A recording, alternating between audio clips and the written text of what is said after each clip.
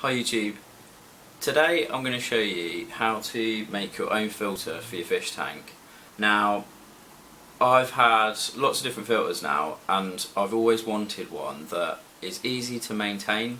So an internal filter, I have to pull out all the sponges, put it all back together, put it in the tank and disturb it loads. I didn't want any of that. An external one, you have to take all of the plugs off of it, then you can finally get the filter pads out, give them a good rinse, and I just wanted something that was subtle, easy to make and easy to maintain, and also where I could hide whatever I wanted in there. Filter media, I can put my heater in there and completely conceal it and keep it all in one little unit. So today I'm going to show you how to make something like that, and I think it's a really good design, and if you've got any comments then let me know in the comment section below on how to improve it. But I've thought about this quite a lot and think hopefully this should cover quite a lot of bases that you guys might be interested in if you're watching this video. So the filter's been running on my tank for over a week. I made it last weekend and so far everything seems great on it. The overall design is using an air duct vent. Now I bought mine from Screwfix for a £5. You can get really wide ones that are 200mm wide, so 20 centimeters, or you can get a smaller one which is about 11 centimeters wide. Now I went for the 11 centimeter one. Depending on the size of the fish tank and how much media you want to get in there, you could go for the really wide one or get yourself some other square tubing. Basically I needed something that I could set to the height of the fish tank. Now the idea is I cut the piece of tube the whole length of the fish tank. I measured the depth of it inside, and basically it's using one of those air ducts, air conduits. You can use anything that's rectangular. This is running on my pump so it's a bit wet, running in the tank. Now the rectangular shape makes it really easy to put a base on it. So the base is just made out of PVC plastic. It's like this bendy plastic material. All I did was cut it a couple of centimetres wider than it needs to, and then I glued it using a Loctite and silicone sealant. The silicone sealant keeps it watertight, the Loctite holds the plastic in, it kind of melts it slightly as well. So any sort of normal Loctite will do for that. Now the holes along the top, just drill them yourselves. You want them around the water line. So actually my water line comes just below here. This is 36 centimetres.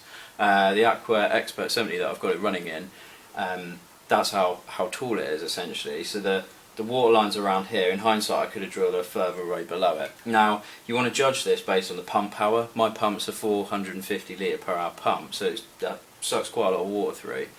The principle is the pump is actually pushed right to the bottom. Now a couple of tips for you. I've wrapped my pump in basically a filter pad, like just a round strip of filter pad, and then I've cable tied that whole pad around it. That's just to stop some vibration, and also I've put a little bit of filter pad in the bottom just so it sits on top of that, so if it gets stuck on the bottom it's not going to cause like a suction and stop the filter working. Hopefully you can see inside this. I've got my heater in there, I've got some filter media, and then basically the rest of it, the rest of the layer, I just fill with pad. So I've got my old pad from my tank, which is in here. So this is from the one that comes with the Expert 70, but this is basically what my bacteria is growing on. So that I've put in here.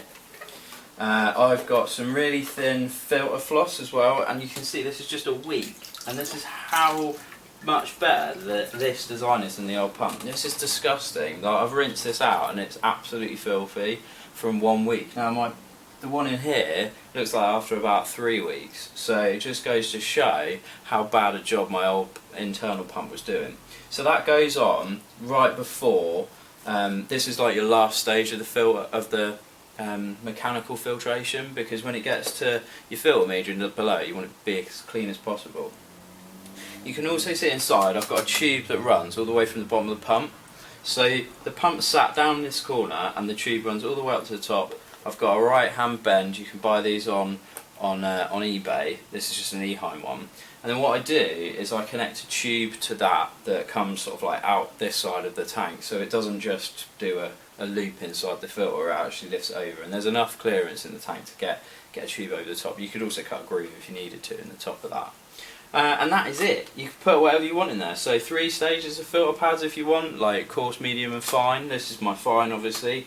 I've then got my green, I've got a green kind of medium pad that I'm using at the moment. Once I get rid of in a couple of weeks time, I'll get rid of that one from the original filter. The bacteria started growing on my media. I can get rid of that, and then I'll use coarse, medium, and then a fine, probably filter floss pad like that, and that'll be it then. Now, the benefit of this design is when you're cleaning it, all you have to do, lift the pad straight out of the top, give them a rinse in the water, put them back in. That is it. You don't have to take the filter out, you don't have to mess around with hoses, and it will just sit there for a good, I don't know, 6 months to a year before you need to get like the filter media out of the bottom and give that a good rinse out. But it's so simple, such a simple design and really cheap. This was £5, this was a 99p, and then you can put whatever you like in there. You just need a pump, and like I said, it conceals everything. Bit of Loctite, bit of silicone sealant, and some plastic PVC on the bottom. Job done. Hope you like it. Here's the filter running in the tank, and you can see the tube that I was talking about earlier.